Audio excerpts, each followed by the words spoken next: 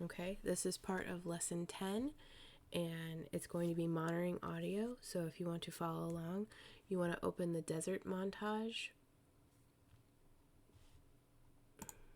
So come over to your project panel, and we're going to look for the desert montage. It's in master sequences. Double click. It's now open. So one of the things I talked about before was you can solo tracks here.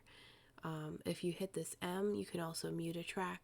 So you can view different tracks if you had multiple lines. So if I had my audio here of people talking, music, and sound effects, I could turn off the music, I could turn off the sound effects, and just play this first track.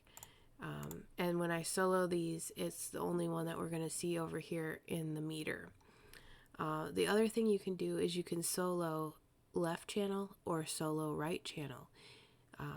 I'm going to go ahead and play this clip, and I'm going to click on these intermittently as it's playing so you can see how it changes visually what you're seeing. Because the feedback through the speaker and stuff, hopefully this will work well, and then I'll mention again what I did at the end.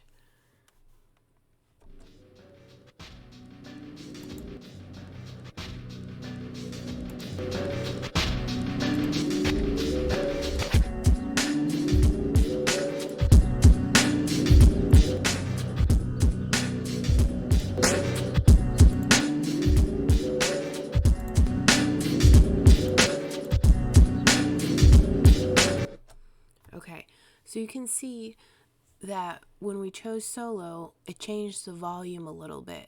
It got softer. So having your clip in stereo provides a little bit more amplitude on your vocals or music, depending on whatever it is. And it also felt like it was coming from my speakers separately from the left or right side. So you have differences there as well, depending on how your output is played. So this will allow you to solo just the left or right side. Whereas if you come over here in the A1, A2, A3, you can mute tracks or you can solo tracks. The other thing to be mindful of if you do use these functions is make sure you have everything turned back on when you go to export that you want to hear. So if you need all three of your tracks, make sure they're not muted, because when you do your export, you'll lose audio on those other tracks if they are muted.